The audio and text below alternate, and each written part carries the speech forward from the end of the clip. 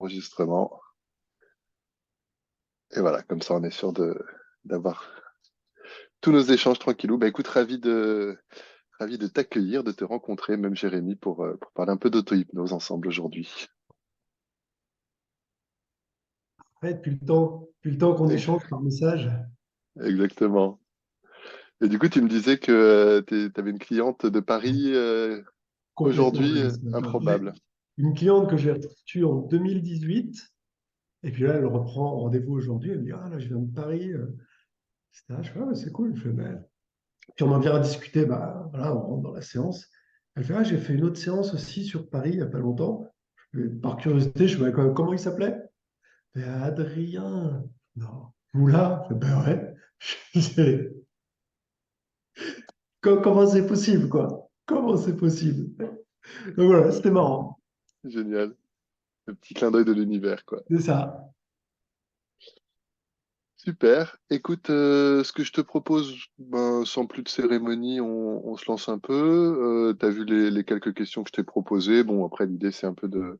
Moi, mon but, c'est de rencontrer un peu des gens qui se positionnent sur l'auto-hypnose pour créer de l'intelligence collective, donner accès à l'information et puis voilà, créer un peu de réseau, s'enrichir les uns les autres. Donc, Ok. du coup, ce que je te propose, Jérémy, ben merci déjà beaucoup d'avoir accepté ma proposition. Le but, c'est qu'on discute un peu d'auto-hypnose aujourd'hui, qu'on se présente un peu, enfin surtout, toi, ton historique, peut-être ta vision de l'auto-hypnose, de ta pratique, comment tu la transmets, comment tu l'utilises. Si tu veux bien nous dire en quelques mots, voilà, pas forcément toute ta bio, tout ton CV, mais d'où tu viens peut-être avant l'hypnose en quelques mots, et puis ton parcours dans l'hypnose. Et puis comme ça nous mettra, je pense, en lien assez tranquillement avec la pratique de l'auto-hypnose. Parfait. Merci, Adrien. On va faire ça comme ça. Euh, alors, on va dire avant l'hypnose, moi, je suis ingénieur en électronique à la base. Donc, voilà, très carré, très pragmatique, très terre à terre. Quand tu appuies là, il faut que ça fasse ça, sinon, c'est qu'il y a un truc qui ne va pas. Voilà. Et j'ai appris aussi dans mon boulot à être efficace dans le sens efficace en termes de ressources. Il faut faire le maximum avec le moins d'argent possible. Voilà, il faut que ça coûte rien au final, mais que ça marche et que ça remplisse tout le cahier des charges. Et ça, voilà, ça c'est un truc qui m'a marqué, qui convient bien à mon état d'esprit et que j'utilise ensuite ben maintenant en hypnose et en auto-hypnose. Donc, ingénieur en automobile pendant 6 ans au début. J'ai commencé par ingénieur en automobile, j'ai fait ça sur Paris. Envie de bouger de la région parisienne. Euh, je me retrouve sur Orléans. On avait le choix entre Orléans et Nancy. Je me retrouve sur Orléans où je monte une boîte qui n'a rien à voir avec l'électronique. Envie de me lancer sur autre chose. J'ai créé un salon on va dire ça comme ça, un salon de relaxation dans des zones d'activité industrielles. Donc, il y avait plein de salles avec des fauteuils de massage ultra haut de gamme, etc., qui te faisaient des trucs de dingue. Donc, j'étais content de mon petit truc. Ah bon, ça n'a pas marché du tout, hein. Ça, c'est autre chose. C'est comme ça.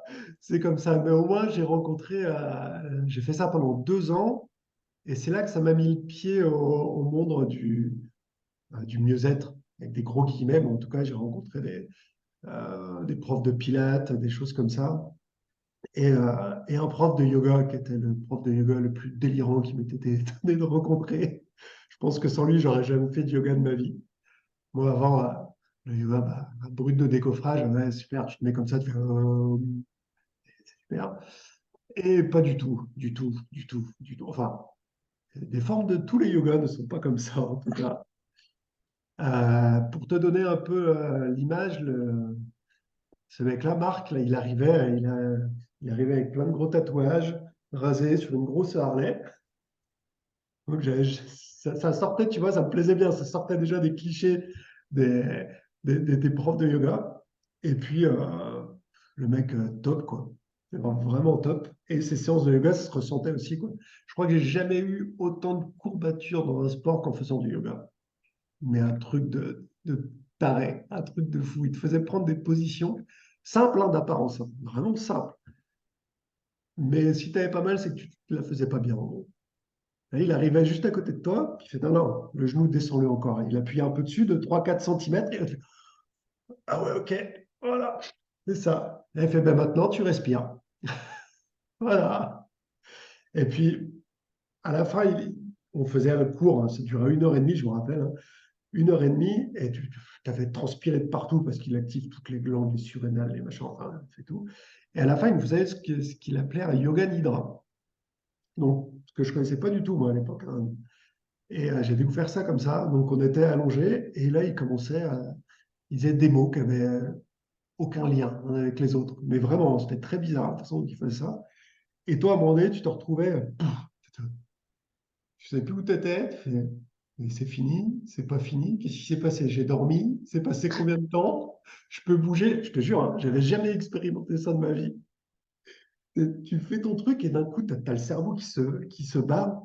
Après, j'ai compris hein, la mécanique qu'il y a derrière tout ça, mais c'était vraiment complètement délirant pour moi. Je comprenais pas ce qu'il faisait et à chaque fois, ça marchait. À chaque fois.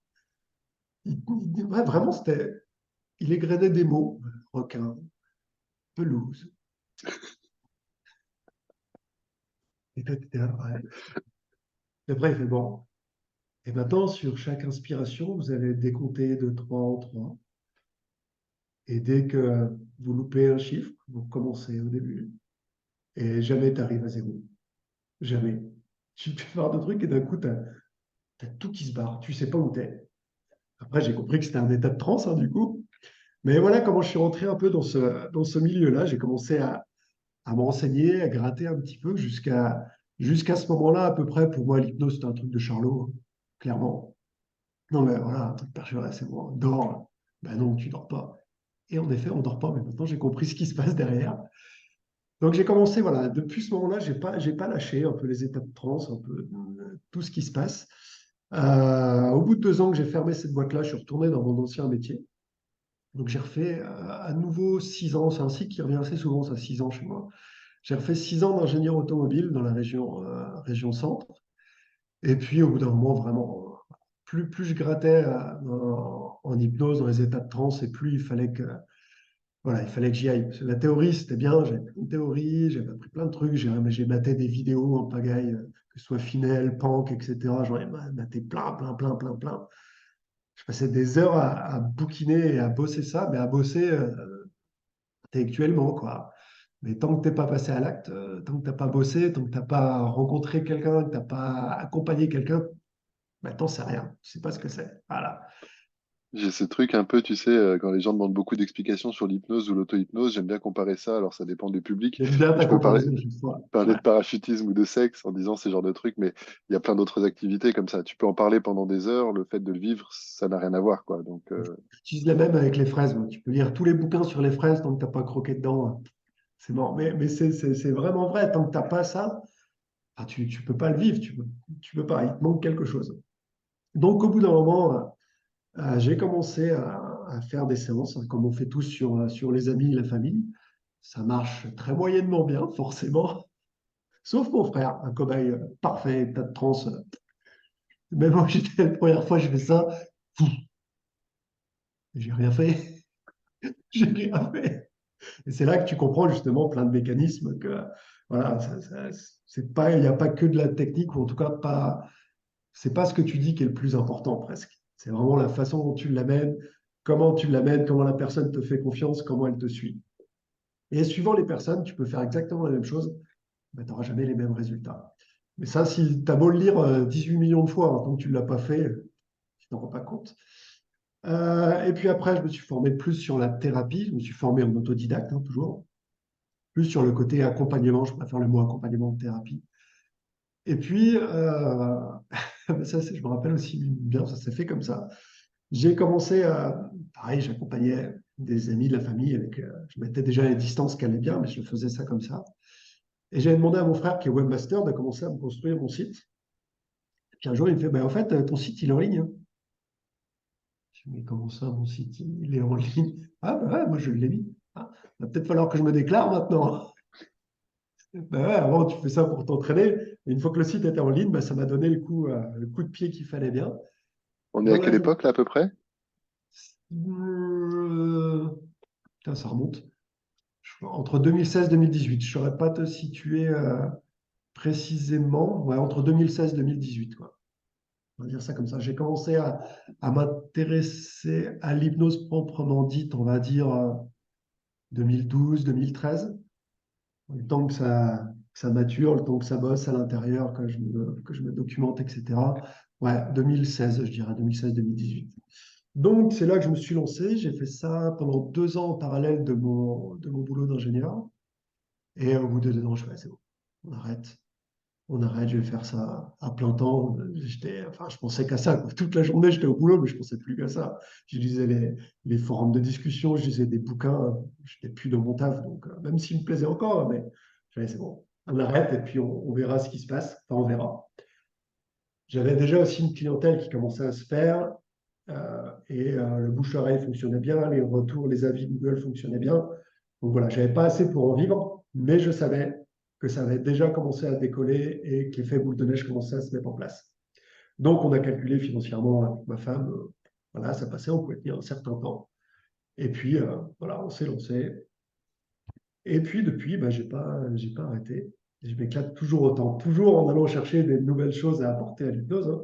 Comme tu le sais, dans l'hypnose, il n'y a pas que les séances qu'on fait en cabinet, il y a plein, plein, plein d'autres choses où on peut utiliser l'hypnose. Donc voilà un peu mon parcours.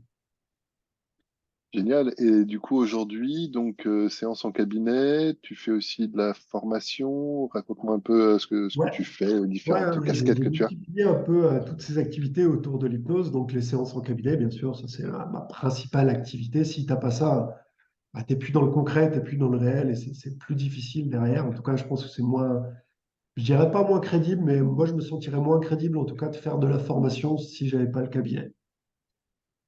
Donc il y a le cabinet, il y a les formations, donc cursus complet, hypnose, tech prat, maître prat, le total. Quelques modules de perfectionnement, on appelle ça comme ça, nous, dans l'Académie Epion. L'Académie Epion, c'est l'école d'hypnose qu'on a formée avec deux autres hypnos. Donc des modules spécifiques, que ce soit sur l'arrêt tabac, sur la thérapie des parties, sur l'hypnose profonde, les choses comme ça, sur les inductions aussi, vraiment revenir aux bases. Moi, c'est vraiment mon truc, c'est les bases, les bases, les bases. À côté de ça, donc des formations auto-hypnose aussi de temps en temps. À côté de ça, depuis pas mal de temps aussi, maintenant depuis 5-6 ans, voire plus, je ne me rappelle plus vraiment, j'ai 2 sites sur l'auto-hypnose. Un premier site, Auto-hypnose facile, où là, c'est vraiment plein de méthodes, de techniques, de formation pour apprendre l'auto-hypnose, pour vraiment s'approprier l'outil. Donc, il y en a plein différentes, plein d'approches différentes pour s'approprier l'outil et l'utiliser soi-même. Et un autre site qui suit celui-ci est plus sur des séances enregistrées. En gros, tu as une problématique, tu viens choisir ta séance et puis tu te la passes, quoi. En gros, tu profites de l'hypnose sans apprendre la mécanique qu'il y a derrière, parce que certains n'ont pas envie de ça, n'ont pas besoin de ça. Et puis voilà, je suis encore en train de développer plein de choses en lien avec l'hypnose. On en parlera en off après si tu veux. Ça m'intéresserait d'avoir ton avis, de te faire tester un truc que je teste à côté qui mélange l'hypnose et l'IA en même temps, parce que je trouve que c'est un outil qui est absolument fantastique, l'intelligence artificielle. Si on s'en sert pas, je trouve qu'on ouais, on perd énormément de temps. Et c'est tout à fait compatible avec nos métiers, tout en respectant l'humain, la personne qu'on a en face, etc. Moi, je trouve ça assez génial. Mais on en reparlera en off si tu veux. Carrément avec plaisir. C'est vrai que c'est un domaine à la fois qui m'inspire et qui me fait un peu peur. Tu dis que c'est un peu comme les nouvelles technologies, quoi. Quand tu as les livres qui sont arrivés ou quand tu as les téléphones portables ou les smartphones. Bon, aujourd'hui, on n'imaginerait pas vivre sans. C'est C'est vrai ça. que quand j'ai commencé l'hypnose, je m'étais imaginé, mais comme moi, je suis pas trop ingénieur, je suis pas allé dans cette direction, mais il y a peut-être des trucs vraiment intéressants à faire sur l'hypnose augmentée par ordinateur. Tu sais, comme il y avait Ouais. la production, la PAO, etc. Et je me dis que si tu as une caméra et un logiciel d'intelligence artificielle bien foutu qui détecte les micro-expressions, peut-être plein de Ouais. paramètres qui peuvent assister l'opérateur. Enfin, je sais pas si c'est dans cette direction que tu es allé, mais Ouais, en c'est tout cas, pas du tout j'imagine qu'il dans y a cette direction, mais ça, c'est une super idée aussi. Mais t'en as plein qui vont crier au scandale en entendant ça. Ah, mais non, tu retires toutes les qualités de l'hypnose, ça c'est du dialogue d'humain à humain, d'âme à âme. bah, tu fais Voilà. les deux. Tu fais les deux en même temps. Ah, moi, je suis tout à fait d'accord. Pour moi, ça retire rien du tout. C'est vraiment un outil, l'IA. C'est un outil. Donc, il faut l'utiliser pour ce qu'il est, un outil.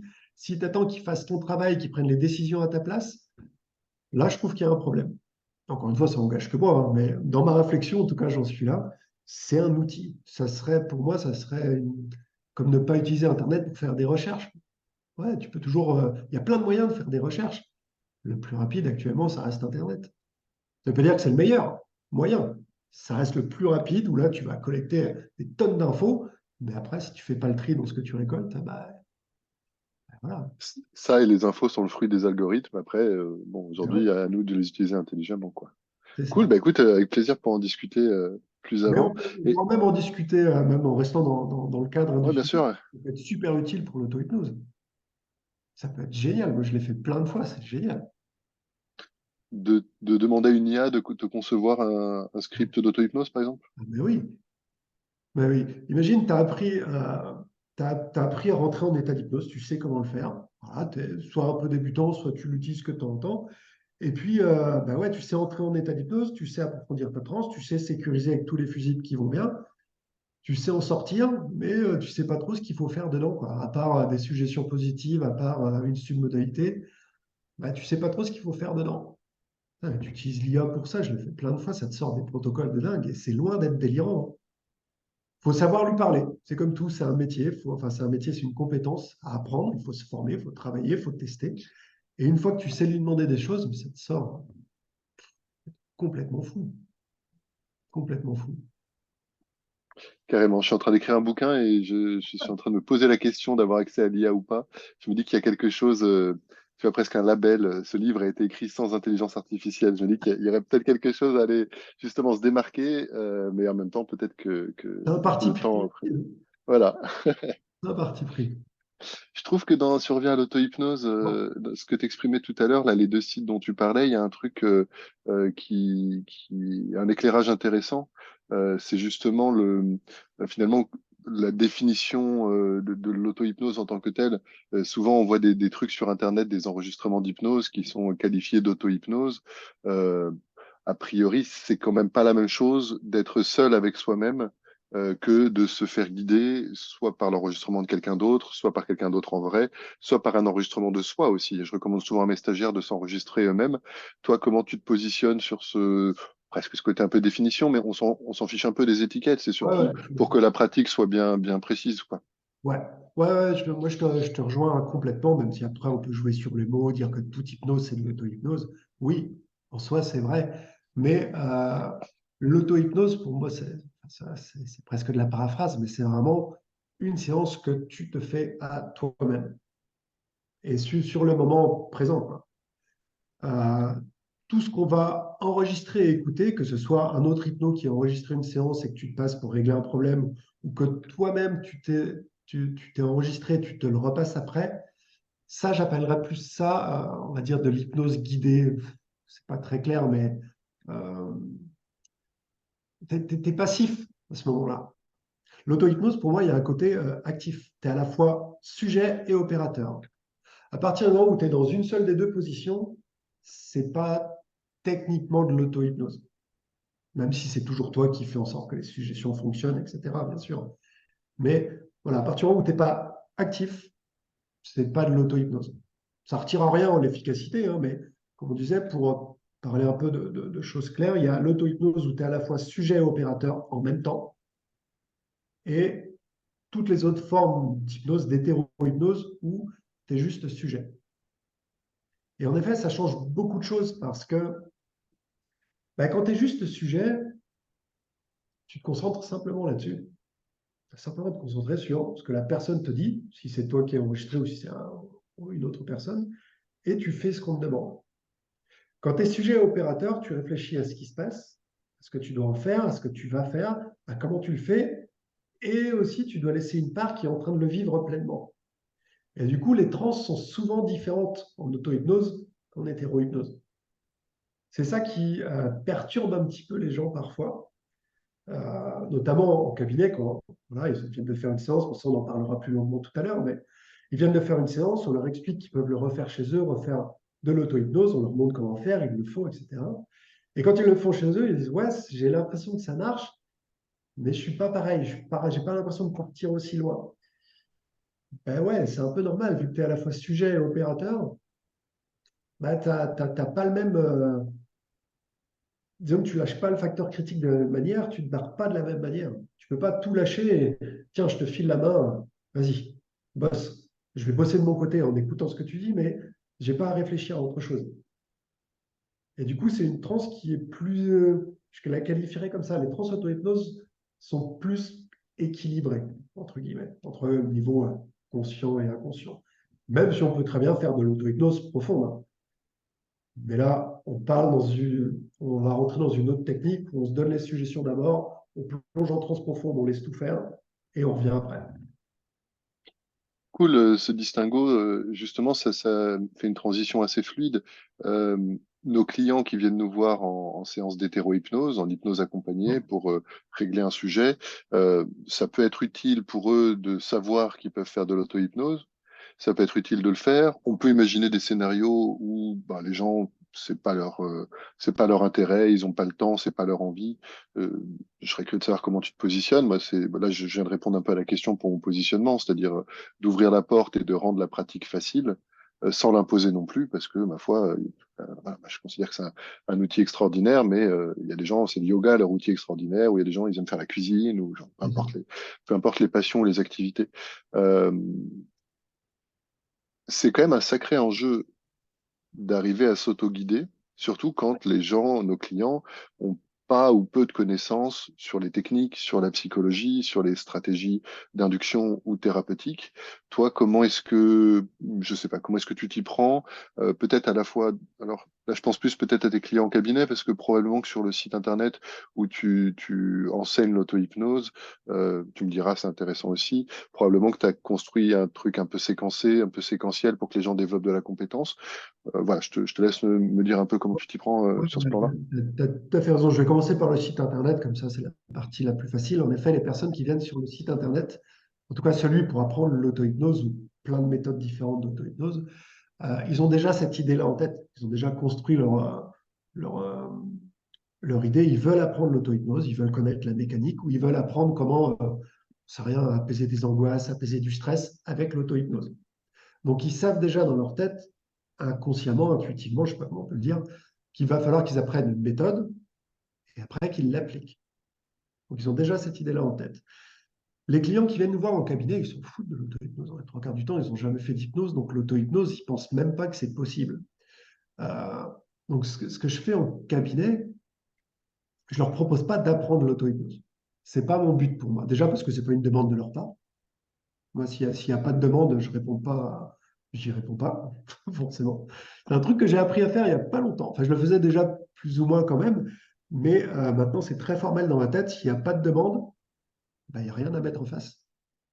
J'ai eu le cas une fois, parce que bah, je pense que tu es comme moi, tu dois avoir un groupe hypno avec qui tu discutes principalement en off, et à un moment donné, je reçois un message comme ça d'une cliente ou enfin, je ne sais plus si c'était déjà une personne avec qui j'avais travaillé ou si c'est une personne qui se renseignait pour venir. Et un pavé comme ça, et j'envoie à un pote hypno, je fais, putain, je sais pas quoi lui répondre. Je fais, ben, regarde le message. Est-ce qu'elle te pose une question dans le message? Ben, non, ben, tu réponds pas. Pas de question, pas de réponse à amener. Et du coup, j'ai transposé ça dans mes séances d'hypnose où s'il n'y a pas de demande, ben, c'est pas à toi de venir mettre un truc en face.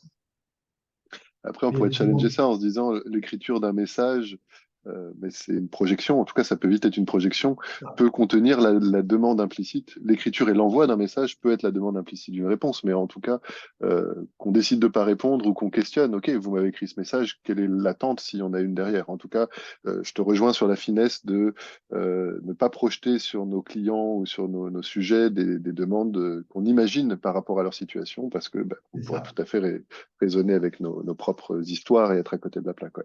Ouais, c'est vraiment ça. Bien sûr, je caricaturais la façon de faire, Non, hein. Il y a des questionnements qui ne sont pas formulés, des attentes qui ne sont pas formulées en direct ou à l'oral, mais qu'on arrive à capter sur l'attitude, sur la façon dont sont tournées les phrases, et là, on va questionner, bien sûr. Mais en effet, les clients en cabinet, ben, eux, ils ne sont pas là pour apprendre l'auto-hypnose. Ils sont venus avec une problématique et un objectif, très souvent, et leur but, c'est d'atteindre cet objectif. Et pour autant, en effet, c'est là que ça rentre en jeu, c'est que parfois, sur certains clients, l'auto-hypnose déjà pourrait les intéresser et pourrait beaucoup les aider, parce que parfois, il y a des mécanismes qu'il faut répéter plusieurs fois. pour que ça prenne vraiment la place, sans leur imposer. Sans leur imposer.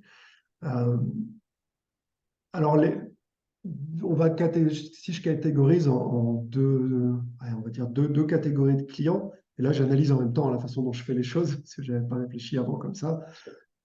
En gros, ceux à qui je vais proposer l'auto-hypnose, et après on parlera de comment moi je propose ça, comment j'amène ça. C'est soit les personnes qui sont très curieuses. Tu sens qu'elles rentrent dans le processus et qu'elles ont envie d'en découvrir plus, elles sont très joueuses, en tout cas très demandeuses de ça. Soit les personnes qui sont très consciencieuses, dans le sens où, OK, on vient de faire une séance d'hypnose, mais maintenant je fais quoi? C'est quoi la suite? Comment on fait? Qu'est-ce que je dois faire? Est-ce que je vous rappelle? Est-ce que je reprends rendez-vous? Est-ce que je vais voir quelqu'un d'autre? Est-ce qu'on attend 3 semaines? Est-ce qu'on attend 7 secondes? Tu vois, il y a des personnes qui, ça doit être très carré pour eux, très clair de ce qu'il faut faire. À ce moment-là, il y a 9 chances sur 10 que si je leur propose de l'auto-hypnose, voilà, ils vont le mettre en place. Parce qu'ils ont l'habitude de suivre un schéma, un protocole. Après, soit je leur parle d'auto-hypnose, soit je leur dis, bah, voilà, si vous voulez, c'est très facile, vous pouvez faire de l'auto-hypnose chez vous. Soit je nomme même pas le terme. Je dis, ah, bah, si vous voulez, vous pouvez faire ça. Et dans ma manière de faire, je fais en sorte que ça paraisse extrêmement simple, que ça paraisse une évidence pour la personne. Si je commence à lui parler, oui, alors vous devez choisir un moment où vous êtes vraiment bien, où vous pouvez avoir du calme, où il n'y a rien autour de vous, et puis vous vous installez très confortablement, allongé ou assis, et puis pensez bien à faire attention de ne pas tomber, de garder l'équilibre, et de faire... Là, c'est mort, je la perds. Je reste encore dans la dynamique du moment. Souvent, je fais ça après le réveil, après l'émerge. Et du coup, la personne est encore en état d'hypnose. Donc, je reste très simple, très basique. Il faut que ça paraisse évident pour la personne que ça va marcher.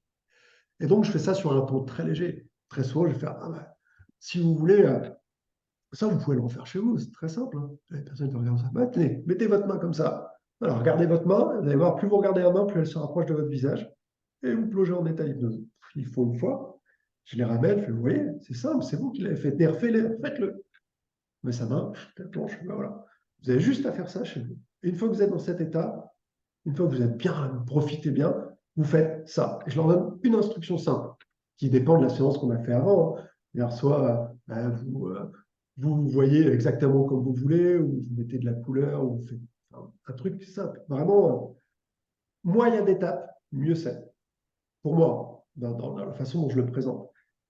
Et puis je le remets encore. Tenez, essayez, vous allez voir à quel point ça transforme tout, à quel point c'est facile pour vous. Regardez votre main, hop, ça répond. Faites ça. Comptez jusqu'à 3 dans votre tête. Vous allez voir qu'à 3 les yeux s'ouvrent, vous revenez super bien ici. C'était comment? C'est trop fort. Non, mais c'est ça. Tu leur montres que c'est simple, tu leur fais faire plusieurs fois comme ça ancre le truc, ça valide dans leur tête que c'est simple, qu'ils y arrivent. Et puis, ça répond tout de suite aux questions qu'ils n'ont pas encore formulées. Ah ouais, mais comment je saurais si ça marche? Comment je vais être sûr que je peux le refaire, etc. Non, tu viens de leur montrer, tu leur as laissé la main, ils font tout seul. Ça leur prend 30 secondes et ils sont contents. C'est vraiment comme ça que j'amène les choses, où ça doit être une évidence dans leur tête que c'est simple et que ça marche. Et je fais en sorte que ce soit une répétition, en gros, de ce qu'on a fait pendant la séance, ou que ce soit très, très proche d'une des techniques qu'on a utilisées en séance. Voilà comment j'amène les choses au cabinet. Écoute, ça fait à la fois chaud au cœur et ça perturbe un peu parce qu'on ne s'est pas parlé avant ce podcast sur le fond.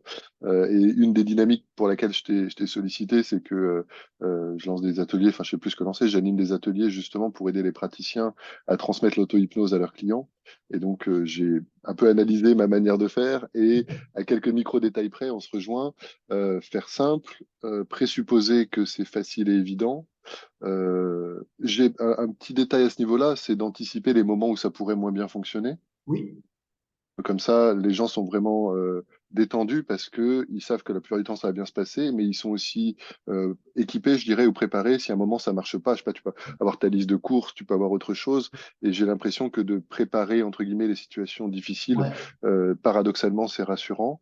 Et la répétition, la pratique en autonomie, mais dans le cadre de la séance qui permet effectivement que les personnes, alors, moi, je suis plutôt des mains miroirs plutôt que de la main au visage, Ah, mais c'est la même chose, on s'en oui. fiche. C'est la Euh, cliente de ce matin, on a parlé que tu lui as pris les. Ouais, bah, écoute, ça c'est rigolo. Alors parfois l'idéomoteur est pas le plus efficace, mais on s'adapte évidemment. C'est souvent une bonne porte d'entrée. Et donc par la répétition, de plus en plus en autonomie, accompagnée, c'est-à-dire dans le cadre de sécurité du cabinet et avec la présence du professionnel, bah, les gens s'autorisent plus à tester, et à croire. Et effectivement, quand ils ont vécu l'expérience une, deux, trois, quatre, à 5 reprises par eux-mêmes, bah, ils ont déjà ancré quelque part la pratique, la compétence, la confiance en eux. Moi, j'ai un peu l'impression que l'hypnose et l'auto-hypnose, c'est beaucoup des techniques. Et je sais pas toi, mais moi, quand j'étais ado, j'étais un peu timide, notamment dans le cadre de la séduction. Il y avait à l'époque The Game qui est sorti, un bouquin où un mec avait des techniques de séduction. Et Excellent du ce coup, bouquin. bah, en plus, Enfin, assez rigolo. excellent. Hallucinant, en tout cas. Ouais, en tout cas, voilà, quand c'est des enjeux qui t'animent, c'était hyper intéressant. Et dans mon expérience, la force des techniques de drague ne réside pas dans les techniques, elle réside plus dans le fait que ça te donne quelque chose à faire pour dépasser ta peur et aller au contact de l'autre. Et Ouais. après, si jamais l'autre, il se fait avoir, entre guillemets, par tes techniques de séduction, il y a des chances que ce soit pas une personne ou une relation la plus intéressante pour toi. Et même avec des techniques de séduction, il y a des gens que tu vas pas intéresser et qui vont refermer la porte ou ne pas l'ouvrir. Inversement, les personnes avec qui il y a une énergie, une alchimie, où il y a un intérêt réciproque, alors la technique aura permis de franchir, entre guillemets, cette porte, d'ouvrir cette porte.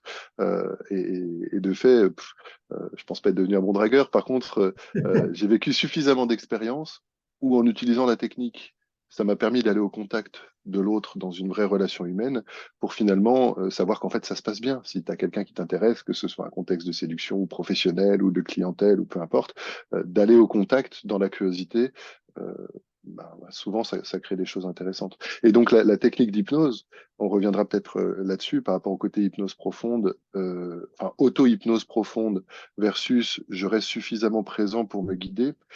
Dans les deux cas, j'ai l'impression que la beauté, la vertu de l'auto-hypnose, d'avoir une technique, d'avoir quelque chose de simple à faire, c'est justement d'ouvrir cette porte vis-à-vis de son inconscient. Et dis-moi ce que t'en ressens ou ce que t'en penses. J'ai un peu l'impression qu'une des beautés de nos pratiques, qu'elles soient accompagnées ou en solo, c'est quand on est un peu perdu, quand on est submergé par les émotions, par les pensées, quand on ne sait pas quoi faire, quand on perd le contrôle, entre guillemets, conscient, volontaire, eh bien, d'avoir, entre guillemets, une connexion avec la partie de nous qui gère toutes les émotions, les automatismes, le corps, et de pouvoir, avec plus de douceur, la solliciter, lui dire, bah tiens, là-dessus, j'aimerais bien que ce soit différent. Et le simple fait d'ouvrir cette porte, c'est déjà demander ça à son inconscient. Clairement, ouais, je suis à 100% d'accord avec tout ce que tu viens de dire. Mais, et puis, c'est marrant, si je remonte un petit peu le temps sur ce que tu viens d'expliquer, dans toute ton explication sur la séduction, la drague, etc., si on reprend toutes tes paroles et qu'on remplace le mot séduction ou drague par séance d'hypnose, c'est exactement ça, hein. Tant que tu es dans la technique en séance d'hypnose, c'est mort, tu passes à côté de tout. C'est juste au moment où tu laisses la technique en arrière-plan, mais qui se met en place toute seule, hein, au final, hein, parce que tu l'as travaillé avant, c'est le but du jeu de faire ses gammes, et qu'après, tu es dans la vraie relation avec l'autre, où là, ben là c'est parti, quoi, et c'est là qu'il y a des choses magiques qui se passent. Donc, c'est vraiment ça. Et ce qui est d'autant plus beau avec nos clients qui sont souvent néophytes, parfois c'est la première fois qu'ils entendent parler Bien sûr. d'hypnose, ou en tout cas ils ont pas du tout une connaissance comme des gens qui ont pu passer des années à étudier le sujet, comme les professionnels qu'on est et qui nous regardent ou qui nous écoutent peut-être. Et pour autant, ils ont un inconscient, ils ont des principes, des processus automatiques, ils ont des apprentissages, ils ont des émotions, ils arrivent à s'endormir, ils arrivent à rêver, ils ont déjà changé dans leur vie. Et souvent, c'est justement le fait que nos systèmes, parce que en tant qu'être humain, je m'inclus dedans, nos systèmes peuvent être parfois grippés ou rouillés ou figés dans des difficultés qui sont devenues des problèmes.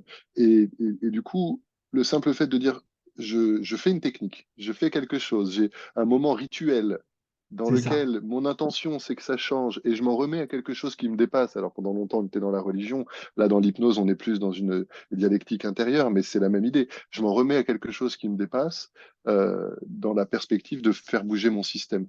Et je crois que probablement qu'une de nos missions principales en tant qu'accompagnant, que ce soit dans les séances accompagnées ou quand on aide nos clients à pratiquer par eux-mêmes, c'est de réouvrir cette porte ou d'indiquer cette porte pour que les gens aient cette croyance, cette confiance que ils peuvent être acteurs, et ils peuvent aider leur système à se remettre en mouvement. C'est exactement ça. J'ai cette pensée-là. Pour moi, l'hypnose, c'est qu'un alibi. La technique, c'est qu'un alibi. Ça permet aux gens de changer. Et en gros, tu rends ça crédible. C'est une très grosse caricature hein, qu'on fait là, enfin que je fais, en tout cas, que je me permets de faire, mais je me rends compte de plus en plus. Et le plus dur pour l'auto-hypnose, pour revenir sur le sujet, c'est pas d'apprendre la technique à la personne, c'est pas que la personne rentre en état d'hypnose, c'est pas qu'elle mette en place, c'est pas qu'elle ressente, c'est qu'elle arrive à se convaincre elle-même que ça peut marcher et que ça va changer les choses. C'est ça le plus dur. C'est ça le plus. Une fois que la personne est convaincue que ça marche, ou pas d'ailleurs, mais ça c'est encore autre chose, mais en tout cas qu'elle est convaincue que ben ouais, qu'elle peut faire les choses, qu'elle peut demander des changements et que ça peut fonctionner derrière, il n'y a presque plus besoin de technique. Toi, je ne sais pas comment tu fonctionnes, mais moi je fais plus de technique d'auto-hypnose. Hein. Enfin, je fais plus d'auto-hypnose formelle. Je- ça J'y m'arrive suis encore. revenu. Ça J'y suis m'arrive, revenu. ça m'arrive encore, parce que rien, aucun processus n'est figé, mais très souvent, pour beaucoup de choses, quand tu as besoin d'un coup de boost, etc., j'ai plus besoin de me mettre en état d'hypnose, de passer à 5 minutes. J'envoie l'info derrière, je dis vas-y, Coco, enfin, j'en ai besoin jusqu'à 18h ce soir, il faut que je sois au taquet. Si j'ai besoin, je lui demande qu'il me fascine, qu'il me dise que c'est OK, mais à partir du moment où, alors je sais pas si c'est de l'effet placebo, de l'auto-conviction, peu importe, mais je m'en fous, ça marche. Mais comme je sais que j'ai tellement travaillé que j'ai plus besoin de technique pour passer ces facteurs critiques, pour passer tout ça. J'ai juste envoyé l'intention, je sais qu'il s'en charge derrière. Avec le fait de savoir ça, ça te libère de tout, quoi. Et justement, avec beaucoup d'élégance intuitive, tu fais un lien avec une question que je voulais te poser et qui intéressera sûrement les personnes qui nous écoutent. Justement, toi, en termes d'expérience ou de pratique, bah, tu nous as un peu répondu. Est-ce que tu veux nous donner un peu plus de détails sur justement peut-être voilà une technique que tu apprécies particulièrement ou le fait que finalement, avec l'habitude et l'entraînement, bah, du coup, le simple fait d'envoyer un message, mais envoyer un message à son inconscience, c'est déjà une forme de technique. Voilà, je sais pas si tu as une ou deux anecdotes ou voilà, un éclairage sur ta pratique. Euh, bah, voilà, ça m'intéresse personnellement et je pense que ça intéressera ceux qui nous écoutent. Alors, ma pratique de l'auto-hypnose, c'est comme l'hypnose. Hein. Tout doit être le plus simple possible. Le but du jeu, c'est de virer un maximum de choses de l'intérieur de la séance. Plus tu vires, et ça se teste, hein, ça peut être très pragmatique hein, comme système. Tu fais une séance comme elle te vient, et puis la séance d'après, tu vires un truc. Si tu as toujours autant d'efficacité, bah, c'est que ça ne sert à rien. Et j'en suis venu à virer beaucoup de choses. Beaucoup de choses. C'est Manu, je pense que tu connais, Manu Winter, qui m'a dit ça un jour, et c'est là que ça m'a décomplexé, parce que je faisais toujours des choses très simples. Et quand je regardais tout le monde faire à côté, je me disais, putain, mais ils vont loin, ils connaissent 12 millions de techniques. Ah ouais, là, c'est intéressant, comment ils contournent, comment ils machin. Et donc, je me disais, bah, moi, avec mes trucs tout simples, je suis un peu bidon, quoi. Non, mais, non, mais c'est ça. Tu sais, Et Manu, une fois, on discutait, il me fait une citation de qui, je sais plus c'est qui, quelqu'un de très connu. Et il m'a sorti ça, il fait la perfection, c'est pas quand il n'y a plus rien à ajouter, c'est quand il n'y a plus rien à retirer. C'est pas Saint-Exupéry ou un truc comme ça qui dit ça? J'ai pas Enfin, l'auteur, mais en tout cas, je suis sensible à cette bon. vision. Et du coup, ça fait, ah ouais, ça me va bien, ça je le garde, je le garde. Donc, je vise à plus de perfection et à éliminer plein de choses. Mais j'ai encore beaucoup à éliminer avant d'arriver à quelque chose qui ferait ça. Mais du coup, toujours très simple, très simple. Euh, Simple, ça ne veut pas dire facile ou simpliste. Il y a vraiment une nuance. Plus tu es simple, plus tu dois être précis. Ouais, les inductions instantanées, il n'y a rien de plus simple. Hein. Inspire, dors. Sauf que bah, si tu ne le fais pas au bon moment, si tu n'es pas placé comme il faut, si la personne ne croit pas en ce que tu dis, si plein de trucs, plein de si derrière, eh ben, ça doit être simple, mais tu vas te planter. C'est pas un problème en soi de se planter, mais tu vois ce que je veux dire. Donc, simple, ça veut dire qu'il faut être, pour faire très simple, il faut comprendre toute la mécanique, en tout cas un maximum de choses. Plus tu comprends, plus tu peux épurer, plus tu peux faire simple. Après, tu peux le présenter simplement aussi, ça évite de polluer l'esprit avec plein de fausses idées dès le début. C'est vraiment comme ça que je l'ai fait. Je l'ai bossé à mort, l'auto-hypnose. Tout le temps. Je le bossais ouais, plusieurs fois par jour sur plein de trucs différents. J'ai testé des trucs même un peu délirants qui n'étaient pas du tout dans mon monde à moi, dans ma carte du monde en tout cas, avec des choses un peu bizarres, mais ça, c'est autre chose. Mais donc, je les ai. bossé à fond, je me suis rendu compte que bah, ouais, tu pouvais faire n'importe quoi, ça fonctionne. À partir du moment où tu as le bon état d'esprit et que tu comprends la mécanique qu'il y a derrière, tu peux faire tout ce que tu veux, ça fonctionne. Tu fais une induction avec n'importe quoi, un approfondissement, une technique avec tout et n'importe quoi. D'ailleurs, ça, je m'en suis servi après, on pourra en parler aussi. Et une fois que j'avais bien compris ça, que j'avais bien maîtrisé le processus pour moi, c'est là que j'ai commencé à faire des formations parce que ce que je trouvais me plaisait pas forcément, un peu trop alambiqué. Pour moi, hein, dans ma façon de lire les choses et de prendre les informations. Donc bah, je l'ai tellement bossé autant que je partage la façon dont je fais les choses, qui j'espère est la plus simple possible. Tu veux une induction, ferme les yeux, respire. Et justement, je trouve qu'il y a, en tout cas, je raisonne assez fort. Je ne sais pas encore quelle place ça va prendre. Je suis en train de rédiger l'équivalent d'un manuel de formation, un support de cours, mais qui alors, c'est peut-être une version plus aboutie sous forme de livre. Et un des sous-titres auxquels je pense, c'est Vers une hypnose élégante, Mhm.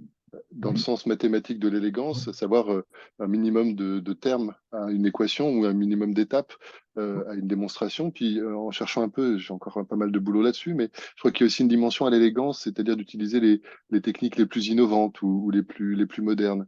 Et effectivement, tu vois, j'ai pas la prétention de penser que ma pratique est déjà élégante, malheureusement. Je pense qu'il y a encore beaucoup de mots en trop, probablement beaucoup de choses qui sont encore superflues. Euh, mais je trouve qu'il y a une vraie beauté, une vraie ambition à faire ses gammes, bosser, apprendre des choses basiques, peut-être apprendre trop, et puis effectivement aller vers une forme d'élagage pour pouvoir avoir le maximum d'impact avec le minimum d'effets. Pour autant, dans la pratique de l'auto-hypnose, après tu me diras une inspiration, enfin fermer les yeux et respirer, il y a un peu de rituel. Mhm. J'ai l'impression que garder une forme de rituel, facilite justement la transition entre là, je suis dans un état, je suis dans une expérience normale, et là, j'ouvre une expérience d'auto-hypnose. Une fois ceci Ouais. dit, je crois qu'au quotidien, enfin, moi, j'ai un peu cette vision de l'auto-hypnose, c'est euh, une triple définition en fait complémentaire. C'est le truc le plus compliqué que je vais dire en présentant la définition. C'est trois trucs en parallèle. C'est à la fois des techniques d'hypnose ou d'auto-hypnose, donc ça peut être fixer un point, ça peut être voilà, des choses très simples ou plus élaborées. Ces techniques ouvrent l'accès à un état, on va dire une famille d'états, parce qu'en fait on se rend compte que parfois tu peux décrocher, parfois tu peux être hyper présent, il y a plein de paramètres. Ce qui semble avoir été démontré, c'est que ces états d'hypnose ou d'auto-hypnose, ils ont pas mal de vertus en termes de récupération, antalgique, d'apaisement des douleurs physiques, émotionnelles, anxiolytiques aussi, d'apaisement émotionnel, et puis, on va dire, de créativité. Il y a un super bouquin qui s'appelle Human Givens, qui malheureusement n'est pas traduit en français. Ils expliquent le parallèle entre le sommeil paradoxal dans lequel les fœtus, à partir de 8 semaines de gestation, ils ont des moments où ils rêvent, ils ont des moments de sommeil paradoxal et on voit leur corps avec la poitrine qui s'ouvre et qui se referme, comme s'ils respiraient, mais dans le ventre de maman, il n'y a pas besoin. Et il nous explique que le sommeil paradoxal, c'est donc un état où le corps et l'esprit se préprogramment dans la gestation, puis après, il se reprogramme au cours de la vie. C'est comme ça qu'on intègre les apprentissages tous les jours. Et le chapitre 3 de ce bouquin, j'ai résumé les deux premiers chapitres là en quelques mots, fait le parallèle en expliquant que l'hypnose serait une espèce serait à la veille ce que le sommeil paradoxal est au sommeil, une espèce de veille paradoxale. Ah ouais. Et je trouve que c'est un narratif, un storytelling qui est assez séduisant parce que du coup, il montre bien le côté naturel et il donne du sens. C'est un état naturel qui s'active spontanément. Ça nous est tous arrivé d'avoir des bonnes auto-hypnoses. On pourra en raconter une ou deux à l'occasion, des choses un peu spontanées qu'avec le recul, on nomme auto-hypnose. Mais quelque part, on a eu aussi beaucoup d'autres formes d'auto-hypnose, peut-être moins satisfaisantes, dans nos peurs, dans nos blocages, dans nos limitations. Et donc, c'est comme si on a des techniques qui nous permettent d'activer un état ou une famille d'états positifs. Et la troisième brique de la fusée, qui est peut-être pas sûr plus originale, mais en tout cas qui me paraît la moins spontanée, c'est que cet état va nous permettre d'influencer, d'améliorer ce que j'appelle notre auto-hypnose générale, qui serait un Ouais. peu la somme de nos conditionnements et de nos automatismes, comme si notre personnalité, tu vois, finalement, c'est beaucoup des histoires qu'on se raconte. Je suis quelqu'un qui fait ci, quelqu'un qui fait ça, je suis ce genre de personne, souvent le fruit de nos expériences passées. Et c'est très bien, hein, le but, c'est pas de tout changer. Il y a cet adage en thérapie brève qui dit on ne répare pas ce qui n'est pas cassé. Donc voilà, on a surtout pas besoin de tout changer, pas besoin d'être parfait. En revanche, quand il y a des aspects de nos modes de fonctionnement, de notre personnalité qui nous embêtent ou qu'on souhaiterait améliorer, alors, notamment par le biais de l'auto-hypnose, on a un état, des techniques qui permettent un état qui favorise justement une forme de reprogrammation. Ouais, Euh, L'état en lui-même, il a cette vertu, spontanément, il favorise ça. Et peut-être qu'on revient un peu à ce qu'on disait sur est-ce que tu te cales en transe et tu fais un peu du Erickson en disant unconscious mind, do your stuff. Esprit inconscient, fais ton truc, c'est un cas célèbre où, parce que pour travailler sur des douleurs, bah, si tu parles de douleurs, tu as tendance à les amplifier. Donc il semble qu'Erickson, quand il avait trop mal vers la fin de sa vie, il allait s'allonger, il se mettait en transe et il disait à son inconscient, fais ton truc. Ce qui est, je trouve, une des versions peut-être les plus élégantes de l'auto-hypnose, versus après, quand on a peut-être eu une habitude en cabinet accompagné, de suivre un chemin de, je dirais, de stratégie thérapeutique. Tu fais un futur positif ou des trucs comme ça, tu changes les sous-modalités pour reprendre ce que tu disais. Après, probablement qu'on peut développer la compétence à plus facilement se guider et en même temps se laisser guider dans l'auto-hypnose. ouais. Ouais, ouais, bien sûr, je te rejoins complètement. En effet, cette forme que toi tu appelles pas de rituel, mais d'auto-hypnose plus consciente qui se développe tout au long de la vie, c'est ce que moi j'appelle comment- ça devient un état d'esprit, ça devient une façon de vivre l'auto-hypnose après. Il y a des questions que tu ne te poses plus, tu sais qu'il y a des mécanismes qui se mettent en place, tu sais aussi les repérer. C'est ça qui est intéressant avec l'auto-hypnose, c'est qu'après, plus tu fais de l'auto-hypnose, plus tu apprends à te connaître, plus tu apprends à comment tu fonctionnes, mais comment tu fonctionnes de l'extérieur presque. Tu vois ce que je veux dire? C'est, vu que tu as compris que voilà, c'est ça, que tu peux être acteur des choses, tu prends un peu de distance, tu vas resserrer un boulon, tu bricoles un truc, tu mets une autre pièce de l'autre côté, et tu regardes ce que ça fait, si ça correspond exactement à ce que tu veux ou si tu as besoin d'y revenir. Et une fois que tu as ça en tête, tu prends plus les choses de la même manière. C'est plus, euh, c'est plus des problèmes que tu as, c'est des choses à ajuster. C'est différent. Tu dis, ouais, ok, ça va pas. Bah, je le bricole. Je le bricole. Et je reviens un peu pour nuancer ce que j'ai dit tout à l'heure, que voilà, faut être simple, etc. C'est pas il faut être simple. La première chose à faire, c'est déjà d'avoir une forme d'auto-hypnose qui nous convienne, qui marche. Je dirais même c'est plus ça, qui marche, parce que parfois, c'est des choses qui ne nous conviennent pas qui marchent. Alors que si on fait ce qu'on aime bien, ça donne aucun résultat. Et ça, c'est propre à chacun, hein. Ça se cherche, ça se travaille. Ça se travaille. Et il n'y a que la pratique qui va répondre à ces questions-là. Je ne sais pas, quand je vois une personne, même si je prends le parti pris, ça ne se dit pas non plus, mais c'est pas grave, je prends le parti que de lui montrer que l'auto-hypnose, c'est simple et que oui, si elle me suit, parce que je lui propose légèrement, de manière un peu informelle en fin de séance, ouais, vas-y, faites ça, vous allez voir, ça va marcher. Je ne sais pas si c'est ce qui marche le mieux pour elle. Comme je disais tout à l'heure, peut-être les mouvements idéomoteurs, bah, ça va pas être génial pour elle, c'est pas ce qui va l'emmener plus en transe. Sauf que si tu lui proposes à ce moment-là, en l'occurrence en fin de séance, a priori, tu vas lui proposer quelque chose qui a déjà plutôt marché dans la séance accompagnée. Exactement, exactement. Et puis de toute façon, j'ai rien à perdre. Si je vois qu'elle le refait et que ça marche pas, je vais lui amener une autre forme d'hypnose pour qu'elle puisse le refaire derrière. Mais je veux dire par là que ben, il n'y a qu'en testant plein de choses.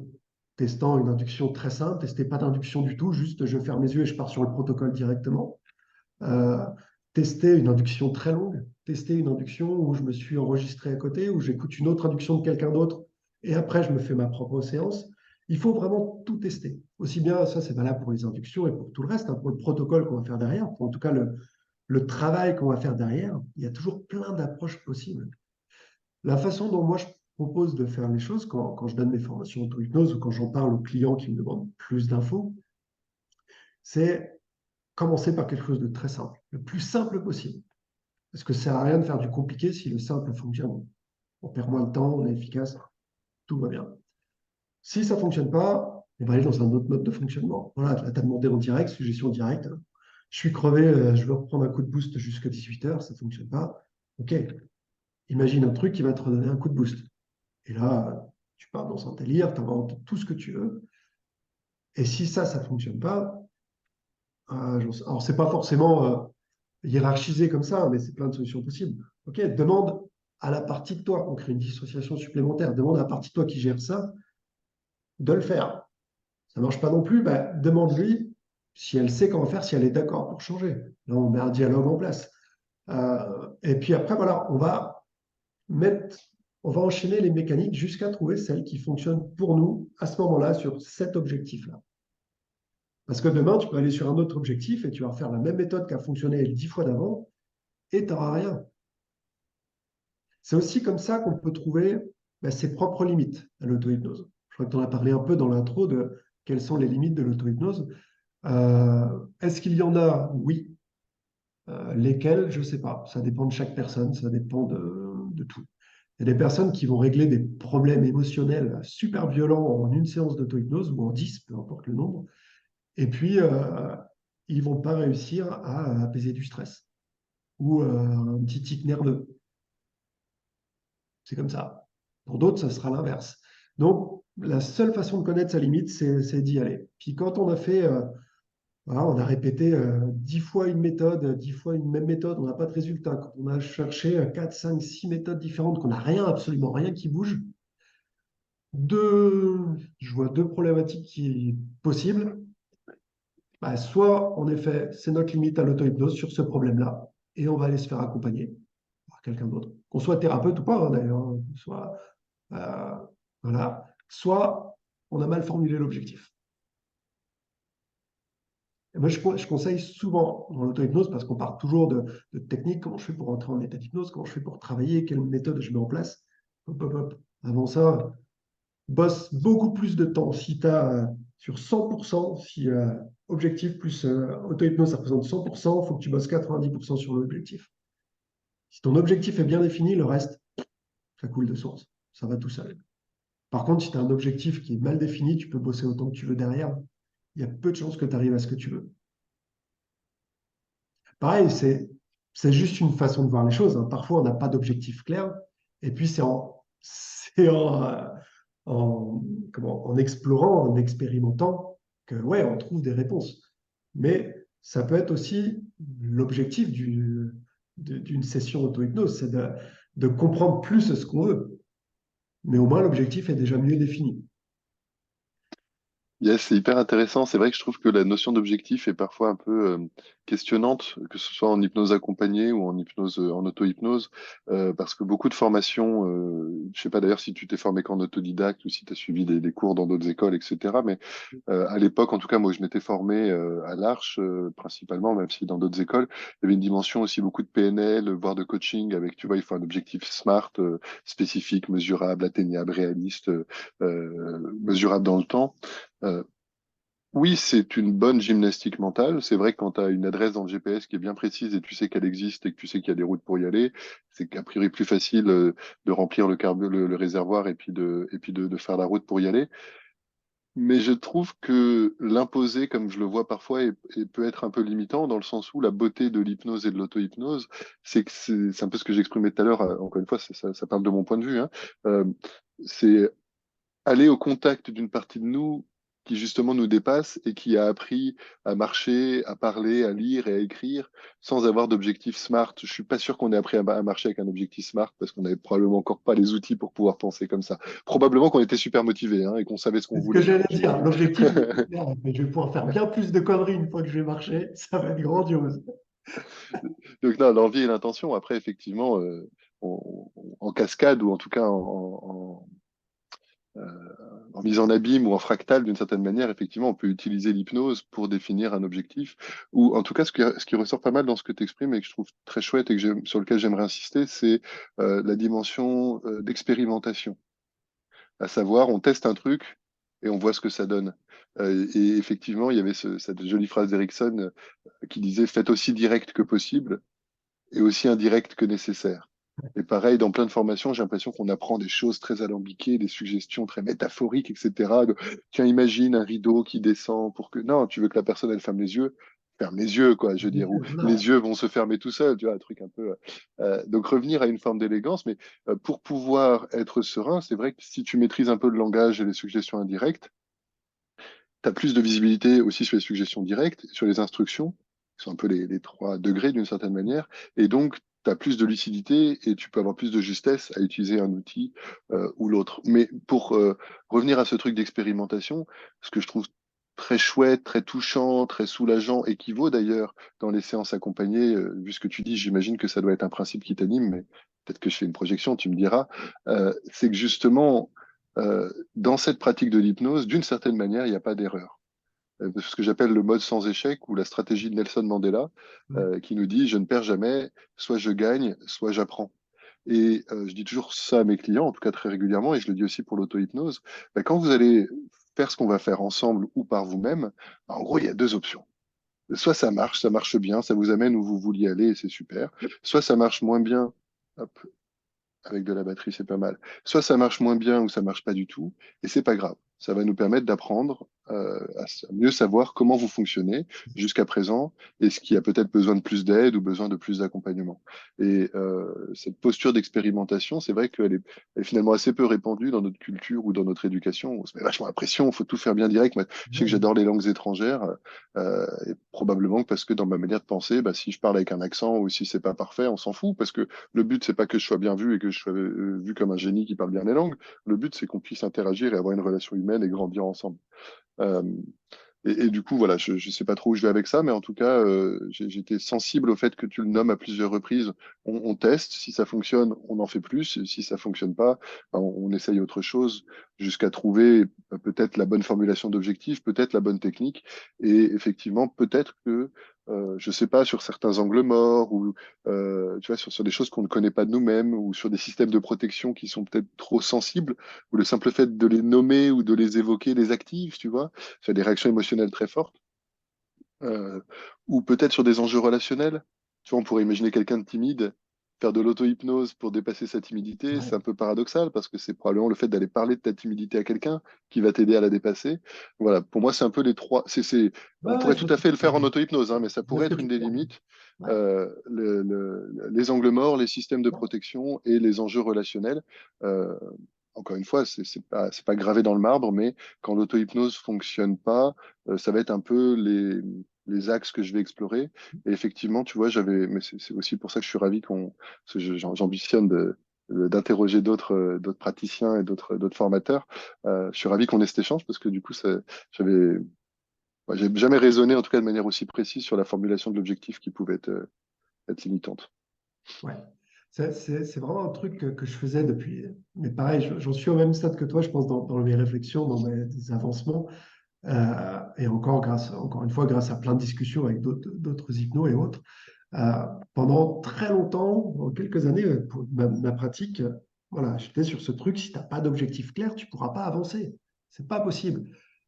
Et maintenant, j'en suis, ben non, en fait, la définition d'objectif, bien que faut surtout pas la faire comme c'est appris dans les bouquins avec les questions très chiantes qui servent à rien du tout. Je suis pas totalement d'accord. Si tu parles de la DO PNL, je dirais que si tu décides de la faire, pour ceux qui nous écoutent, je dirais de la faire en conscience. C'est-à-dire que les 5, 7 ou 9 questions de la DO, si c'est bien ce à quoi tu fais référence, je trouve que c'est plutôt des bonnes questions. C'est juste que la DO en elle-même, c'est pas un guide d'entretien préalable. C'est pas des Oui, questions pour recueillir de l'information. C'est un protocole de changement en soi. c'est exactement là où j'en venais. J'allais te dire, Cool. tu me réponds par ça. Pardon. On est branchés, depuis très longtemps, on le sait qu'on raisonne un peu pareil. Mais c'est exactement ça. C'est là que j'ai compris que ben ouais, la DO, au final, c'est un protocole de changement en soi. Et tu peux choisir de le faire ou pas le faire. Tu vas pas guider ta séance pareil derrière, tu vas pas chercher forcément les mêmes choses non plus. Mais ouais, c'est un protocole de changement en soi, clairement. Et, et, et surtout, ça veut dire que ça prend du temps. Tu peux pas faire les 9 questions de la DO en 5 Ah, minutes ou en un quart d'heure. C'est un truc non, qui mais prend trois quarts d'heure ou une heure, quoi. les 9 questions, Enfin, je ne connais même pas. Moi. non plus, je Quand sais je qu'il y vois a un des truc versions. dogmatique, je viens, moi. Ça m'énerve. Mais Non, mais on s'en fout, c'est l'idée qu'il y a derrière. je sais qu'il y a des hypnos qui posent à leurs clients. Et donc, dites-moi, quelles sont les ressources et les freins disponibles pour vous actuellement pour l'objectif, pour atteindre votre objectif? Tu crois que ton client, il va te répondre à une question comme ça? C'est une question que l'hypno doit se poser. Ça, je suis d'accord. De découvrir les freins et les ressources de la personne en face. Mais tu ne poses pas la question en direct. En tout cas, si j'étais amené à la poser, je la poserais plus à la partie inconsciente ou aux parties inconscientes qui sont en mesure de répondre plutôt qu'aux conscients. Ben Encore oui, que, tu vois, en se faisant l'avocat du diable, on peut impliquer la conscience dans l'identification de ressources et de freins peut aussi avoir sa vertu, tu vois. je dis pas que ça n'a pas de vertu. La question, elle est très bien. Et en effet, on doit, entre guillemets, mais ça va nous donner plein d'infos si on arrive à y répondre.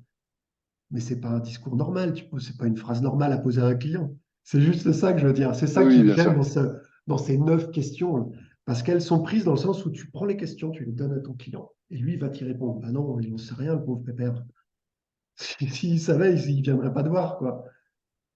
Par contre, si tu es dans le mode discussion, le mode vrai échange, quoi, où tu es vraiment avec la personne en face, et je comprends pas. Changez, monsieur. Bah oui, vous fumez, bah arrêtez. Ah non, il n'y arrive pas. Bah, comment ça se fait que vous n'y arrivez pas? Bah non, mais parce que, en fait, et là, tu as les réponses à tes questions, tu vois ce que je veux dire. Mais tu poses, OK, qu'est-ce qui vous empêche aujourd'hui? Quels sont les freins actuels qui vous empêchent d'atteindre votre objectif? Moi, tu me parles comme ça, je m'en vais, quoi. Je m'en vais. C'est juste ça, c'est le côté formalisme qui me, Ouais, bien sûr. enfin, il faut le virer, ce formalisme, il sert à rien, il limite trop les choses. Il limite trop. En tout cas, si on l'utilise, à nouveau, l'utiliser à bon escient. Euh, Quand j'ai commencé à former, j'avais un côté, moi, j'aime bien être plutôt libre et créatif. Tu vois, j'ai tendance à dire à mes stagiaires, bah voilà, le protocole, l'idée clé, c'est ça. Voilà Vas-y. 3 grandes étapes, allez-y, testez quoi. Et en fait, bah, ça correspond peut-être pas mal aux gens qui me ressemblent, mais tout le monde ne me ressemble pas. Et il y a des gens qui, au contraire, le fait d'avoir des choses plus formalisées, voire même d'avoir des phrases carrément écrites à lire, peut être une étape rassurante et du coup plus efficace sur l'apprentissage. Je crois que la précision, c'est justement de bien nommer ce qu'on attend. Le but, c'est pas d'apprendre par cœur pour recracher, c'est de pouvoir se nourrir. On espère que quand tu as 10 ans ou 15 ans de pratique, ben, tu as accumulé un peu d'expérience et du coup, tu peux faire gagner du temps, tu peux donner des formulations, des stratégies qui marchent ben, la plupart du temps. Le but étant de s'en nourrir pour après développer sa propre pratique, je dirais, et ce qui fonctionne et ce qui nous correspond. Exactement. C'est comme ça que, que je fais toutes mes formations, que ce soit en hypnose ou pour revenir ici en auto-hypnose. Dans toutes les méthodes que je partage, à chaque fois, c'est ça. C'est exactement ce que tu as dit. Voilà, le squelette, c'est ça. Maintenant, à vous d'y mettre ce qui résonne, ce qui vous fait bouger, la façon dont vous vous parlez. Et ce qui est bien avec l'auto-hypnose, c'est que tu es seul avec toi-même. Tu n'es pas obligé de prendre des pincettes. T'es pas obligé de... Non, ouais, non seulement tu n'es pas obligé de prendre des pincettes, mais en plus de ça, tu vas forcément utiliser les bons mots pour toi. Tu vois ce que je veux dire? Nous, quand on accompagne le client, non mais Oui, oui, oui, en oui. tout cas par rapport à l'hétérohypnose, quand on est avec un client en cabinet, on est obligé de trouver le bon mode de communication, le bon vocabulaire entre guillemets, mais en tout cas, on va aller reprendre les mots qui lui le font bouger, les mots qu'il va utiliser. On va capter tout ça et on va le réutiliser derrière. Là, tu es seul avec toi-même. Si je veux de l'énergie, je vais faire, hey, Coco, bouge-toi comme tu veux, mais il va falloir remplir la jauge, hein.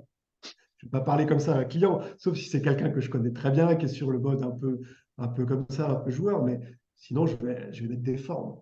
C'est peut-être un truc que je dois épurer encore, hein, ça, peu importe, mais alors que quand tu es seul avec toi-même, bah, tu sais comment te parler, quoi. Et encore une fois, c'est pas pour ça que ça va marcher, mais tu peux au moins te libérer ça. Tu n'as pas à penser à ça. Dis les choses simplement comme elles te viennent. Tu n'as pas besoin de mots techniques, tu n'as pas besoin de rien. C'est voilà, même si on reprend l'exemple, si on suit la discussion qu'on avait là, tu es en train de faire une déo, ah, j'ai mon objectif. Ah, c'est vrai que en vrai, je veux aller bien, mais je sais pas ce que ça veut dire d'aller bien.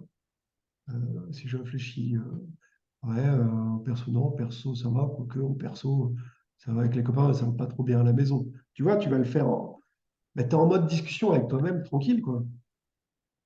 T'es pas en mode je me pose une question bien formalisée, j'y réponds, je me note 8 points sur 10. Super, je peux passer à la suivante. Donc, je trouve que là, faut pas se prendre la tête en auto-hypnose. Et en même temps, c'est marrant parce que je me sens souvent d'accord avec toi et il y a une partie un peu avocat du diable, mais du coup, c'est cool, Ouais, bah, j'espère, c'est le but ça de la donne un peu discussion. de C'est le volume à but. l'échange. Euh, c'est sûr que quand on parle depuis le recul de l'expérience d'accompagnant, on a automatisé tout un tas de mécanismes de formulation, de choix des mots, d'attention aux mots qui sont employés, qui du coup nous permettent plus facilement de faire cette gymnastique. Et je trouve qu'il y a un peu ce débat qui revient assez souvent, et je pense que c'est une bonne chose dans la pratique de l'hypnose, en l'occurrence de l'hypnose accompagnée, c'est que euh, quelle est notre mission en tant qu'accompagnant? Euh, si tu veux, comme si tu aurais deux extrêmes, les tenants de l'hypnose un peu pure, où le but, c'est d'aider la personne à se mettre dans un état d'hypnose et laisser son inconscient utiliser ce moment hypnotique pour la faire bouger, versus une approche presque psychothérapeutique ou d'accompagnement psycho-émotionnel, où dans l'état d'hypnose, le praticien ou la praticienne, voilà, va avoir des stratégies, des suggestions pour aider le changement à se mettre en place. Et là, on voit bien qu'on peut assez facilement glisser vers une zone un peu floue, je dirais, des compétences et des pratiques, en tout cas pour ceux qui n'ont pas la formation en psychologie ou en psychiatrie.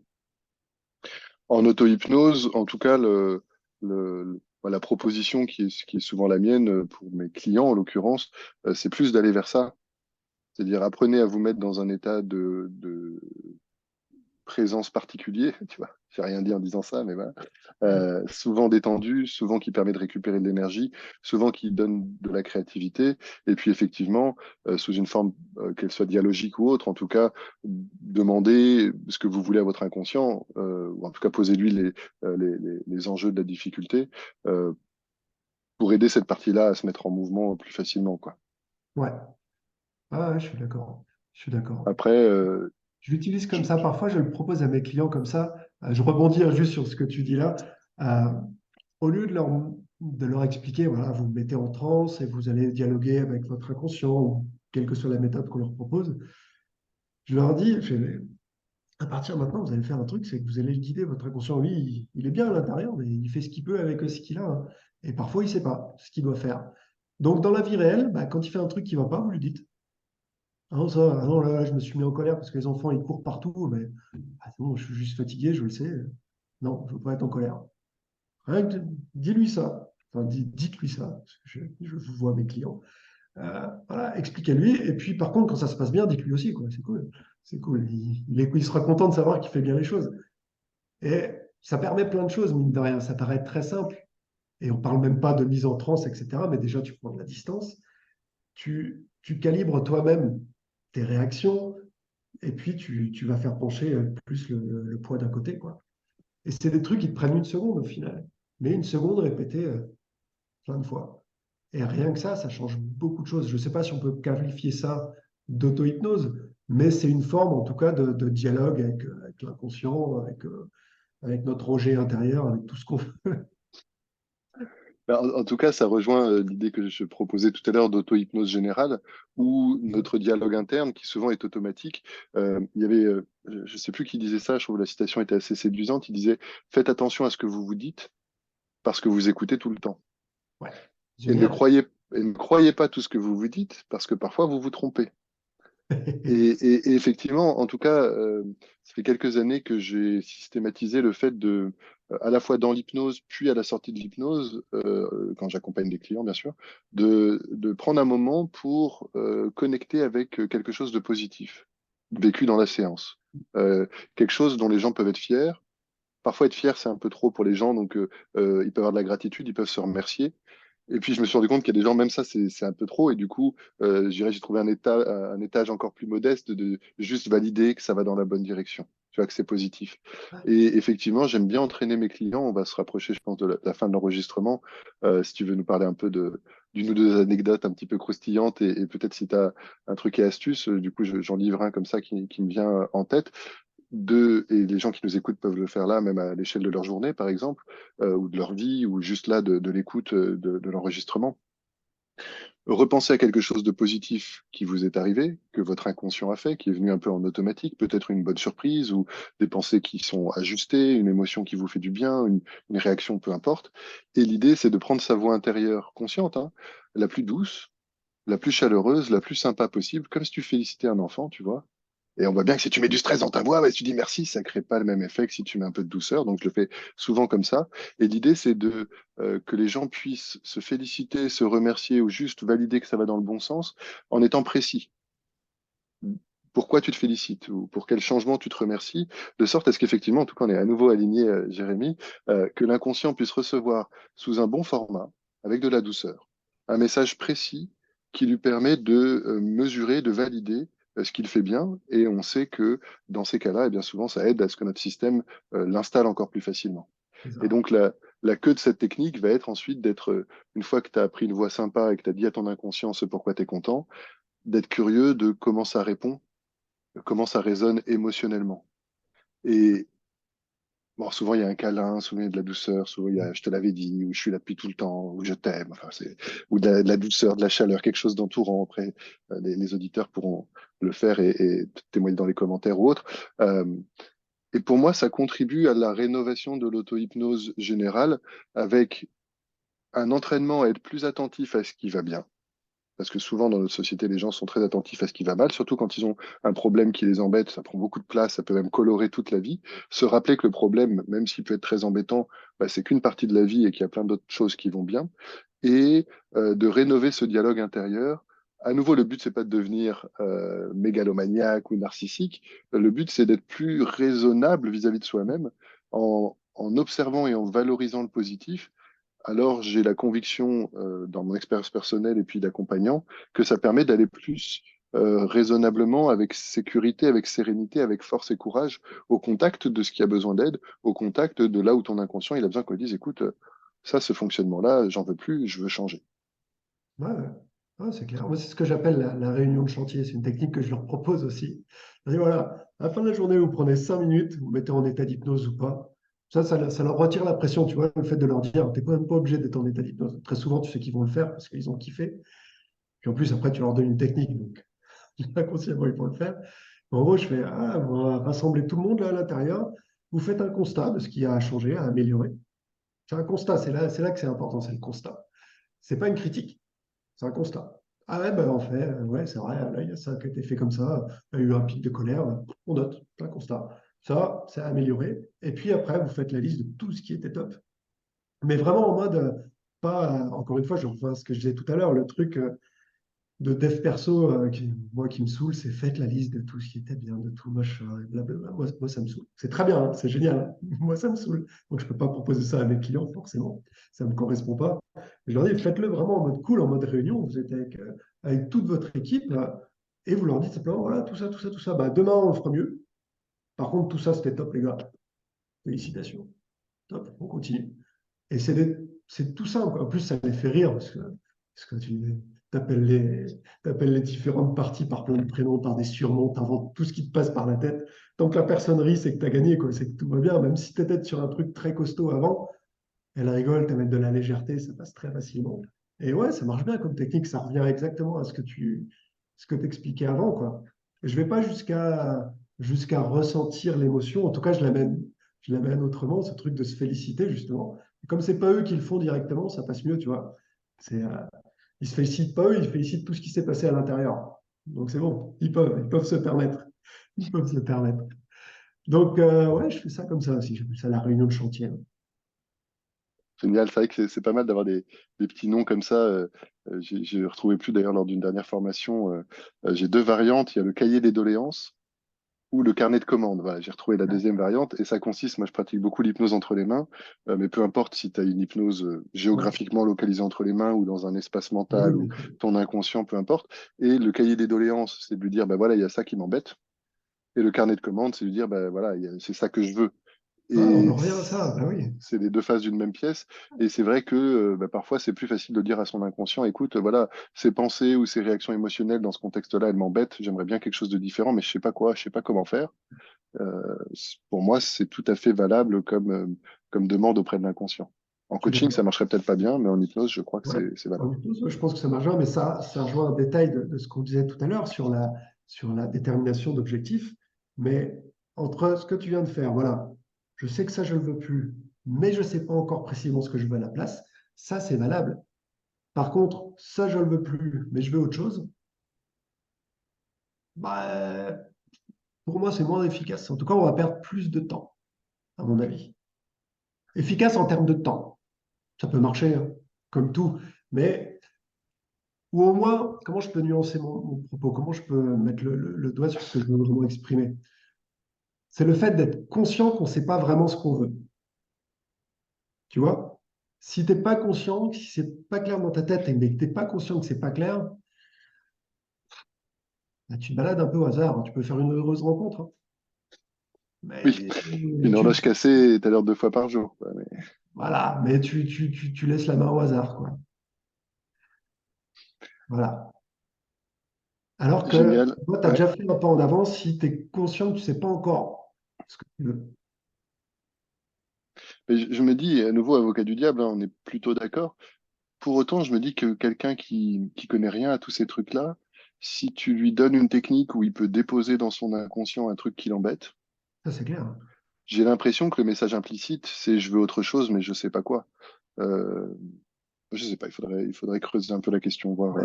Oui, oui, oui, bah, mais en fait, mais tout marche, hein, on est d'accord, absolument. Tout marche au final. Tout peut marcher. On est une multitude de personnes toutes différentes. Tout peut marcher. On revient à ce qu'on disait tout à l'heure. Bah, faut tester. Et puis, si ça marche pas, on fait autre chose.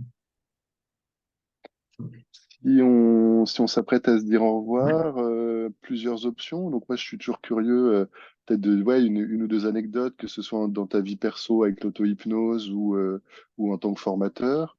Euh, Si tu avais, je sais pas, un truc, une astuce, tu as déjà donné plein de choses, mais ouais. voilà, J'ai quelqu'un j'ai- j'ai relu un vieil article que j'avais écrit sur mon site auto-hypnose. J'ai dû écrire 500-600 articles. J'étais à fond à ce moment-là. Et j'ai retrouvé une vieille induction que j'ai pas faite depuis très longtemps. C'est très simple, mais elle me fait marrer. En plus, ça fait une tête bizarre. C'est très marrant. C'est très marrant. On peut faire ça si tu veux. Anecdote. Une de mes séances les plus folles, complètement délirantes. C'est là que je sais pas trop ce qui s'est passé. Séance d'auto-hypnose, c'est quand je le bossais encore à fond, à fond, à fond tous les jours. Je testais plein de techniques. J'étais en mode, pas hyper empiria, mais expansion, on va dire. Expansion, au lieu d'être très concentré en mode expansion de tout ce qui se passe. Et j'ai fait une technique très simple que je recommande de tester parce que ça peut amener des sensations assez top. Ou de juste bah, rentrer en état d'hypnose comme on veut, comme on sait le faire, ou comme on peut trouver plein de techniques pour faire ça. On prend le temps de bien approfondir, d'être bien dans l'état, et puis après, on va se baser sur les sensations. Voilà, les pieds posés au sol, le classique, hein, les pieds posés au sol, le dos sur le dossier. Là, si je pose mes mains, je sens la table. Et puis après, de commencer à élargir. Et c'est là que ça devient marrant. Tu fais, OK, mes mains, elles sont posées sur la table, donc je ressens la table. Mais elle, la table, elle est posée au sol. Donc, à travers la table, je peux sentir le sol. Et puis, tu vois, mais le sol, là, OK, c'est le sol, je suis dans ma véranda, mais en continuité avec le sol, il y a l'extérieur aussi, il y a ma cour qui est là. Et puis après, il y a la rue, la ville, et puis tu te retrouves où tu ressens tout ce qui se passe partout. Je ne sais pas si c'est halluciné, réel ou pas, et peu importe. Mais cette expérience-là en auto-hypnose, je trouve qu'elle est assez forte.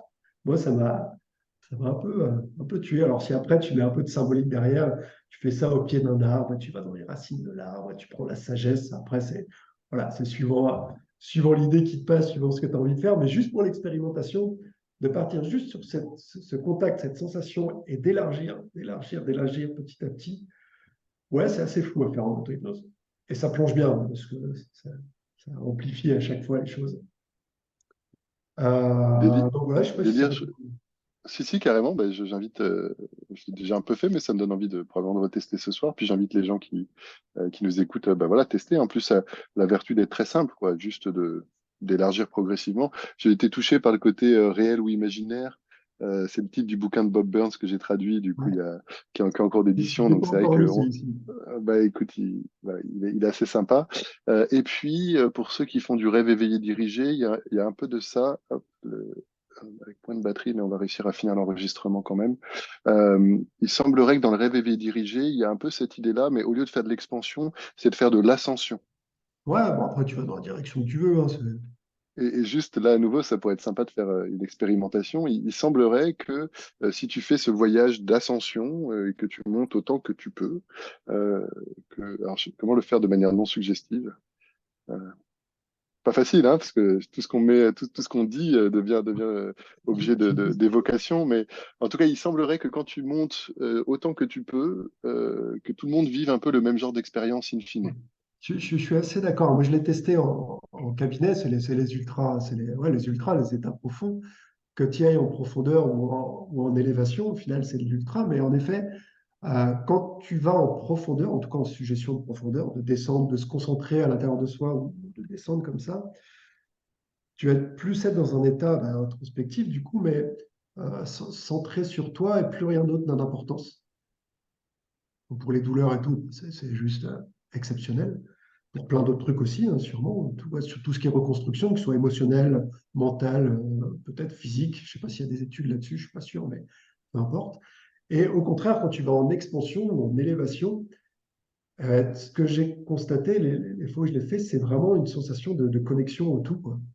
On est, au lieu d'être soit tout seul et il n'y a plus rien d'autre qui existe, là, on est juste un avec tout. Une espèce de connexion à tout, de ce truc de. Donc ouais, ça rejoint ça. Je suis d'accord, j'ai expérimenté ça en cabinet. Et ouais, on a ces deux façons de vivre les choses. Je pense que c'est aussi, je pense, hein, que c'est lié à nos représentations, quoi. Après, dans le chamanisme, tu as le monde d'en bas, le monde d'en haut. Bon, souvent dans les Dans tout, hein, mystiques, dans les religions, dans tout, il y a des tout ça. choses qui se rejoignent, hein, tout à fait. Génial. Écoute, merci beaucoup pour cette balade et ce tour du paysage. Je sais pas si tu as le mot de la fin. Est-ce que tu as, je sais pas, un truc et astuce, un truc important ou quelqu'un que tu recommandes, je sais pas, pour interroger sur un prochain podcast ou une lecture ou rien de tout ça, autre chose. Je veux dire, pratiquer. Ne posez pas de questions. La meilleure façon de faire, s'il y a une technique auto-hypnose, pas auto-hypnose, induction qui marche bien, c'est de considérer qu'on y est déjà. Faites une technique ou pas, mais après la technique ou après la non-technique, considérez que vous êtes déjà en état d'hypnose. Et après, vous faites le reste. L'approfondissement, le protocole, peu importe. Ça marche. Ça marche. La seule chose qui bloque, entre guillemets, l'induction ou le passage en état d'hypnose, c'est de se poser les questions. Encore une fois, si on nuance, il y a des façons de se poser les questions. Et on se pose la question juste pour valider. Et là, on va utiliser l'idéomoteur, on va utiliser plein de trucs. Mais si c'est, ah, putain, je ne sais pas si j'ai bien fait, je ne sais pas si j'y suis, je ne sais pas si ça marche, ça ne sert à rien. Considère que tu es déjà en état d'hypnose et fais le reste derrière. Voilà. Magnifique. Merci infiniment, Jérémy. Merci beaucoup, Adrien. Avec grande joie, je mettrai tous les liens et tout disponibles pour que les gens puissent te retrouver. Et puis, bah, écoute, au plaisir de continuer d'échanger et de grandir ensemble sur ces sujets qui nous passionnent. Merci beaucoup. Avec plaisir. Génial. Salut à Ciao. toutes et tous. Salut Jérémy.